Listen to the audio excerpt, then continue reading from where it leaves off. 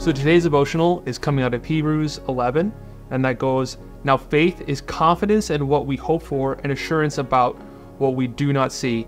So today's devotional is about faith. I think faith is basically trust. Do we trust God? Do we trust Him to do the things that He has promised that He's going to do for us? Many times I think that I struggle with this a lot because I don't know if it's a human condition or just me thing, but I just forget about all the things God has done in my life and how He has brought me through different seasons. He has brought me through different challenges. And I think that for most of us, if not all of us, there's many moments like that in our life where God has come through for us, but then the next time that we face a challenge, we try out of our own will or out of our own, humanness to sort the situation.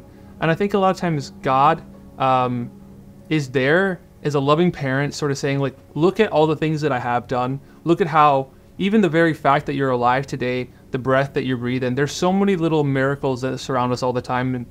And I think that it's one of those things where if we were able to focus in and realize that we can trust God, we can trust Him with our life, we can trust Him with our future, we can trust Him in the situations that are scary.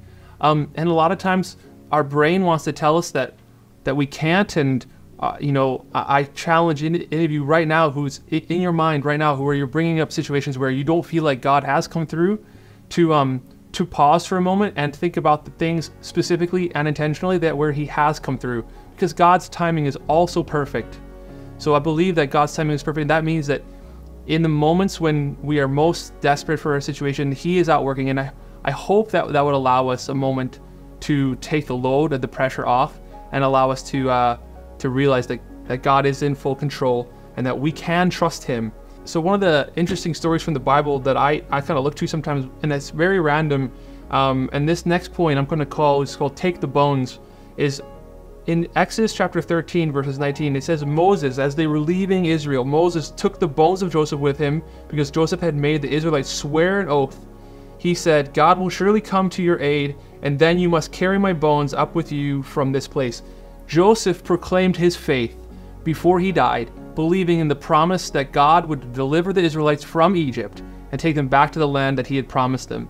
Even after he died, he was professing his belief that God would come through on His promise outside of his lifespan. And I wonder if sometimes what an incredible statement of faith it must have meant for the Israelites as they walked all those miles and all that time with with the coffin. It's a big grim, but with the realization that God had come through and had gone and done what He had promised Joseph all those years ago. So I encourage you today to have faith, to trust God, and He'll be with you in every season of your life.